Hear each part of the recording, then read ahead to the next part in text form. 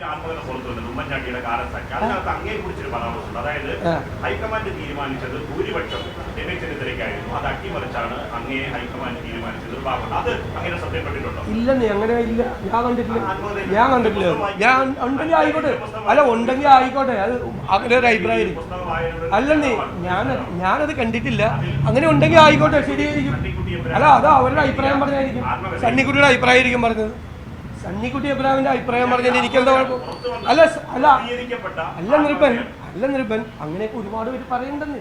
അതിനെന്താ, അവർക്ക് അഭിപ്രായം പറയാനുള്ള സ്വാതന്ത്ര്യം ഇല്ലേ? അല്ല വി.ഡി. സതീശനെ കുറിച്ച് മോശമായിട്ട് പറയാനോ അല്ലെ അദ്ദേഹത്തെ വിമർശിക്കാനുള്ള സ്വാതന്ത്ര്യം ഇല്ലേ? സണ്ണിക്കുട്ടി അഭിപ്രായമുണ്ട്. എൻ്റെ പാർട്ടിയല്ലേ എന്നെ പ്രഖ്യാപിച്ചത് AICC പ്രസിഡന്റ് അല്ലേ. ഞങ്ങളുടെ പാർലമെന്ററി പാർട്ടി കൂടിയിട്ട് തീരുമാനിച്ചതല്ല എന്ന്. ഞങ്ങളുടെ പാർലമെന്ററി പാർട്ടി കൂടി എല്ലാവരുടെ അഭിപ്രായം ഇപ്പോൾ കോൺഗ്രസ് പ്രസിഡന്റായിരിക്കുന്ന അദ്ദേഹം വാങ്ങിച്ചു, എല്ലാവരുടെ അഭിപ്രായം വാങ്ങിച്ചു. അദ്ദേഹമാണ് നിരീക്ഷകനായിട്ട് വന്നത്. എന്നിട്ട് അപ്പം പാർലമെന്ററി പാർട്ടി കോൺഗ്രസ് പ്രസിഡന്റിനെ ചുമതലപ്പെടുത്തി എന്ത് തീരുമാനം എടുക്കുക. കോൺഗ്രസ് പ്രസിഡന്റ് കാര്യങ്ങളെല്ലാം ആലോചിച്ചിട്ട് ദേശീയ നേതൃത്വമാണ് എന്നെ പ്രഖ്യാപിച്ചാൽ എന്താ കുഴപ്പം? അതിലെന്താണ്? ഞങ്ങൾ തമ്മിൽ വോട്ടെടുപ്പോ മത്സരമോ ഒന്നും നടന്നിട്ടില്ലല്ലോ.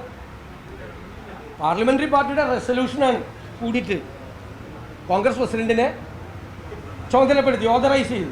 കോൺഗ്രസ് പ്രസിഡന്റ് MLA ആയ എന്നെ, ആ കൂട്ടത്തിലൊരു MLA ആയ എന്നെ പാർട്ടി ലീഡറായിട്ട് പ്രഖ്യാപിച്ച്. അതിനെന്താ പ്രശ്നം? അതിലാർക്കെങ്കിലും പരാതി ഉണ്ടെങ്കിൽ ഓക്കെയാണ്. അവർക്കത് എഴുതാനുള്ള സ്വാതന്ത്ര്യമുണ്ട്.